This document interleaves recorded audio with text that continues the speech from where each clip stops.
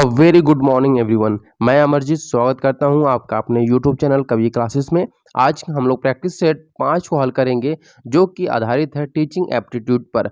और यह सेशन सभी के लिए अनिवार्य है, यानी सभी जो सब्जेक्ट ग्रुप है उन सभी के लिए अनिवार्य है। तो चलिए आज का अपने सेशन को शुरू करते हैं बिना समय गंवाए।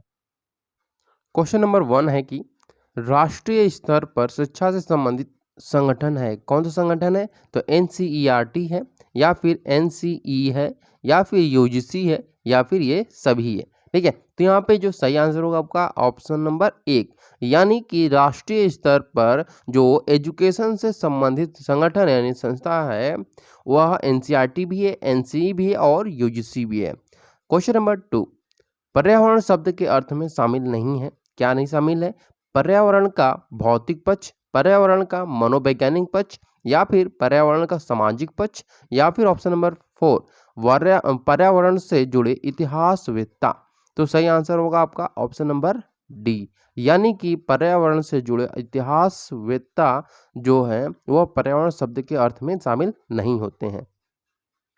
क्वेश्चन नंबर 3 है कि किंडरगार्टन शिक्षा पद्धति जोर देती है, किस पर जोर देती है? बच्चों का मनोविज्ञान समझने में, या फिर इंद्रियों के शारीरिक प्रशिक्षण पर, या फिर प्राकृतिक घटनाओं के निरीक्षण पर, या फिर पठन और लेखन कौशल पर। तो यहाँ पे किस पर जोर देगी? तो ऑप्शन नंबर यहाँ पे सी सही होगा, अर्थात कि किंडरगार्टन जो शिक्षा पद्धति है वह प्राकृतिक घटनाओं के निरीक्षण पर आधारित होती है, यानी कि जोर देती है। क्वेश्चन नंबर 4 है कि कौन सी शिक्षा पद्धति क्राफ्ट सीखने पर जोर देती है? मॉन्टेसरी पद्धति, प्रोजेक्ट पद्धति, बेसिक शिक्षा पद्धति, या फिर ये सभी। तो इन चारों में जो सही आंसर होगा आपका ऑप्शन नंबर डी, यानी कि जो शिक्षा पद्धति है क्राफ्ट सीखने पर जोर देगी तो वह सभी के सभी जो भी आप कह सकते हैं कि शिक्षा पद्धति, चाहे वो मॉन्टेसरी हो, प्रोजेक्ट पद्धति हो, या बेसिक शिक्षा पद्धति हो, सभी क्राफ्ट सीखने पर ज़्यादा जोर देते हैं। क्वेश्चन नंबर 5 दिया है कि बेसिक शिक्षा का विचार है, किसका विचार है? यह जाकिर हुसैन का है, जवाहरलाल नेहरू का है, मौलाना आज़ाद का है, या फिर महात्मा गांधी का है। तो सही आंसर होगा आपका ऑप्शन नंबर डी, यानी कि महात्मा गांधी का विचार है कि बेसिक शिक्षा का। ठीक है, क्वेश्चन नंबर 6 दिया है कि माध्यमिक कक्षाओं में व्यावसायिक शिक्षण प्रदान करने का प्रमुख लाभ होगा। क्या लाभ होगा? बेरोजगारी की समस्या का समाधान होगा, सरकारी व्यय में कमी आएगी, या फिर सरकारी तंत्र को चुस्त करना होगा, या फिर शिक्षा पर भार की कमी होगी, शिक्षा पर भार की कमी होगी। तो सही आंसर होगा आपका ऑप्शन नंबर ए, यानी कि बेरोजगारी की जो समस्या का है उसका समाधान प्राप्त होगा। क्वेश्चन नंबर 7 है कि क्या आप इस बात से सहमत हैं कि माध्यमिक कक्षाओं से ही व्यावसायिक शिक्षा प्रारंभ कर देनी चाहिए? पूर्ण सहमत हैं, सहमत हैं, आवश्यकता नहीं है, या फिर पूर्ण असहमत हैं? तो सही आंसर होगा आपका ऑप्शन नंबर ए, यानी कि पूर्ण सहमत हैं। अर्थात यहाँ पे प्रश्न कहने का तात्पर्य है कि जो माध्यमिक कक्षाएं अगर मान लेते हैं क्लास 6 से ही अगर आपको क्या कराया जाए, जो कॉर्पोरेट चीज़ें हैं या जो पैसे अर्निंग वाली स्किल है, स्किल भी सिखाया जाए, तो अभी किस में आते हैं? व्यावसायिक शिक्षा में। तो यह पूरी तरह से लागू करना चाहिए, जो कि एनईपी 2020 में पूरी तरह से लागू कर दिया गया है। क्वेश्चन नंबर 8 दिया है कि साक्षरता अभियान में आप किस प्रकार सहयोग दे सकते हैं? नौकरी करके, अपने को साक्षर करके, साक्षरता का महत्व बताकर, या फिर 2 व्यक्तियों को साक्षर करके। तो सही आंसर होगा आपका ऑप्शन नंबर डी, यानी कि 2 व्यक्तियों को साक्षर करके आप साक्षरता अभियान में अपना सहयोग कर सकते हैं। क्वेश्चन नंबर 9 दिया है कि आज के युग में प्रचलित नारी शिक्षा के विषय में आपका क्या मत है? यह पर्याप्त तथा उपयोगी है, यह अपर्याप्त तथा असंबंधित है, या फिर यह अभी और थोड़ा विकास चाहती है, या फिर ऑप्शन नंबर डी, इस पर व्यय नहीं करना चाहिए। तो यहाँ पे सही आंसर होगा आपका ऑप्शन नंबर बी, यानी कि यह अपर्याप्त और असंबंधित है। क्वेश्चन नंबर 10 दिया है कि समाज तभी उन्नति कर सकता है जब बालिका शिक्षा को बालक शिक्षा से क्या किया जाए? कम महत्व दिया जाए, समान महत्व दिया जाए, या अधिक महत्व दिया जाए, या उपरोक्त में से कोई भी सही नहीं है। तो यहाँ पे सही आंसर होगा आपका ऑप्शन नंबर सी, यानी कि समाज तभी उन्नति कर सकता है जब बालिका यानी कि जो गर्ल्स का एजुकेशन है वह बालक के शिक्षा से अधिक महत्व दिया जाएगा, तभी यह समाज क्या होगा? उन्नति कर पाएगा। क्वेश्चन नंबर 11 दिया है कि सिनेमा तथा दूरदर्शन जहां अनेक सामाजिक बुराइयां उत्पन्न कर रहे हैं, वहीं आज वे शिक्षा प्रदान करने के लिए बाधक बन गए, अत्यंत उपयोगी हो गए, सहयोगी हो गए या फिर कोई उपयोगिता नहीं रही है। तो सही आंसर होगा आपका ऑप्शन नंबर बी, यानी कि अत्यंत उपयोगी हो गए हैं।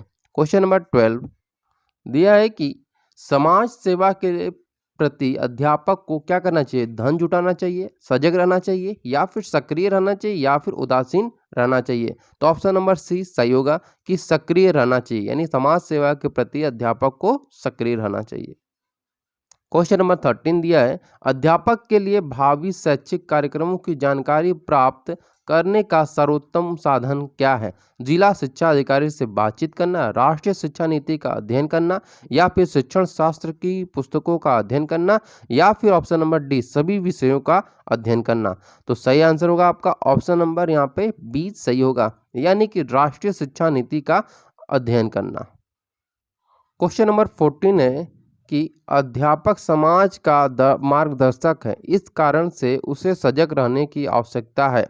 सामाजिक आडंबरों के प्रति, समाज के प्रतिष्ठित व्यक्तियों के प्रति, समाज के स्त्रियों के प्रति या फिर समाज की आर्थिक उन्नति के प्रति? तो यहाँ पे सही आंसर होगा आपका ऑप्शन नंबर ए सही होगा, यानी कि सामाजिक आडंबरों के प्रति क्या करना चाहिए? उसे सजग रहने की आवश्यकता है। क्वेश्चन नंबर 15 दिया हुआ है कि किसी अध्यापक को कोई भी खेल खेलना नहीं आता है, इससे छात्र उसका मजाक बनाते हैं। इस संबंध में अध्यापक को क्या करना चाहिए? मजाक की तरफ ध्यान न दें, स्वयं छात्रों का मजाक उड़ाए या फिर खेल साहित्य का अध्ययन करें या फिर खेलना सीखे? तो सही आंसर होगा आपका ऑप्शन नंबर यहाँ पे डी सही होगा, यानी कि खेलना सीखना चाहिए उसे। क्वेश्चन नंबर 16 दिया हुआ है कि जीवन के छोटी छोटी घटनाएं तथा अनुभव भी हमें कुछ न कुछ शिक्षा प्रदान करते हैं, इनसे हमें लाभ उठाना चाहिए। और इस कथन से आप कहाँ तक सहमत हैं? पूर्णतया सहमत हैं, पूर्ण असहमत हैं, संभवतः या फिर आंशिक रूप से सहमत हैं? तो सही आंसर होगा आपका ऑप्शन नंबर ए, यानी कि हम लोग क्या है कि पूर्णतः हमें सहमत होना चाहिए, क्योंकि जीवन में हमारे छोटे छोटे प्रॉब्लम्स आते हैं और हमें उससे क्या होता है? एक्सपीरियंस मिलता है और उन एक्सपीरियंस के द्वारा ही हम अपने जीवन में आगे बढ़ते हैं। क्वेश्चन नंबर 17 है कि समाचार पत्र में एक शिक्षक के नाते आप किस प्रकार के समाचार अधिक रुचि के साथ पढ़ना पसंद करेंगे? शेयर बाजार या फिर खेल समाचार या फिर राजनीतिक या फिर संपादकीय? तो सही आंसर आपका होगा ऑप्शन नंबर डी, यानी कि संपादकीय प्रकार के जो न्यूज होंगे उनको आप एक टीचर के तौर पर अधिक रुचि के साथ पढ़ना पसंद करेंगे। क्वेश्चन नंबर 18 है कि सजगता व जागरूकता पैदा करने के लिए सर्वोत्तम साधन क्या है? परिवार है, समाज है या फिर पुस्तकें हैं या फिर संगी साथी हैं? तो सही आंसर होगा आपका ऑप्शन नंबर सी, यानी कि पुस्तकें, यानी कि सजगता और जागरूकता पैदा करने के लिए जो सर्वोत्तम साधन होंगे वह क्या होंगे? पुस्तकें होंगी। क्वेश्चन नंबर 19 क्वेश्चन है कि अध्यापक विश्व की राजनीति, भूगोल, साहित्य और अन्य क्षेत्रों के संबंध में जितनी अधिक जानकारी रखेगा, वह अपने छात्रों की जिज्ञासा को उतना ही अधिक शांत कर पाएगा।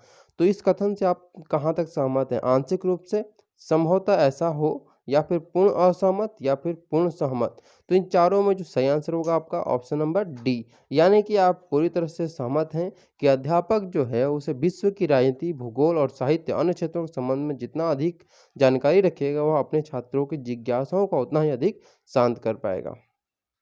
क्वेश्चन नंबर 20 है कि प्रतियोगिता तथा प्रदर्शन के इस युग में अध्यापक को छात्रों के लिए पाठ्य पुस्तकों का चयन करना चाहिए कमीशन के आधार पर, पुस्तक के आकार के आधार पर, सावधानी पूर्वक या फिर छात्रों पर ही छोड़ देना चाहिए? तो इसका सही आंसर होगा आपका ऑप्शन नंबर सी, यानी कि सावधानी पूर्वक पाठ्य पुस्तकों का चयन करना चाहिए। क्वेश्चन नंबर 21 है कि अध्यापक के लिए कभी कभी यह अनिवार्य हो जाता है कि वह छात्रों को दंड दे और दंड देते समय उसे अपराधी छात्रों की पहचान कर लेनी चाहिए। सामुदायिक दंड देना चाहिए या फिर किसी को भी दंड नहीं देना चाहिए या दंड नहीं देना चाहिए? तो यहाँ पे 4 ऑप्शन दिए हैं और चारों में जो सही आंसर होगा 21 का ऑप्शन नंबर ए, यानी कि अपराधी छात्र की पहचान कर लेनी चाहिए। क्वेश्चन नंबर 22 दिया है कि अध्यापक को उन सभी साधनों तथा स्थानों से ज्ञान प्राप्त करना चाहिए जहां से भी उपलब्ध हो। यह तभी संभव है जब अध्यापक ज्ञान भ्रमण के प्रति सचेष्ट हो या फिर सजग हो, उदासीन हो या फिर निष्क्रिय हो। तो सही आंसर होगा आपका ऑप्शन नंबर बी, यानी कि जब अध्यापक सजग हो। क्वेश्चन नंबर 23 दिया है कि समाज के सामुदायिक कार्यों में शिक्षक को खुलकर भाग लेने से क्या लाभ है। तो ऑप्शन नंबर 1 दिया है कि वह समाज का अध्ययन और अति निकट से कर सकेगा, या फिर ऑप्शन नंबर बी वह समाज में सम्मान प्राप्त कर सकेगा, या ऑप्शन नंबर सी उसे आर्थिक लाभ होगा, या ऑप्शन नंबर डी उसे सब जान जाएंगे। तो यहाँ पे 4 ऑप्शन दिया और चारों में जो सही आंसर होगा आपका ऑप्शन नंबर यहाँ पर बी, यानी कि वह समाज में सम्मान प्राप्त कर लेगा। क्वेश्चन नंबर 24 दिया है कि मताधिकार की आयु घटाने से नवयुवकों में नव चेतना तथा जागृति आई है। क्या यह सच है, असत्य है, अस्पष्ट है, कुछ कुछ या फिर सत्य है। तो 24 का सही आंसर होगा आपका ऑप्शन नंबर ए, यानी कि असत्य है यह। क्वेश्चन नंबर 25 दिया है, आज का हमारा ये लास्ट क्वेश्चन भी है कि समाज में सांप्रदायिक तनाव और दंगे नहीं हो यदि समाज में सभी व्यक्ति उदार हो, सजग हो और सतर्क हो, कट्टर धार्मिक हो या फिर मिलजुल कर रहने वाले हों। तो सही आंसर होगा आपका ऑप्शन नंबर बी, यानी कि सजग और सतर्क रहें तो समाज में सांप्रदायिक तनाव और दंगे न हो। उम्मीद है आपको यह सेशन अच्छा लगा होगा। अगर आपको सेशन अच्छा लगे तो जरूर इस सेशन को लाइक करिए, और अगर हमारे चैनल पर नए हैं तो जरूर हमारे चैनल पर को सब्सक्राइब जरूर करिएगा। Thank you so much for watching this video.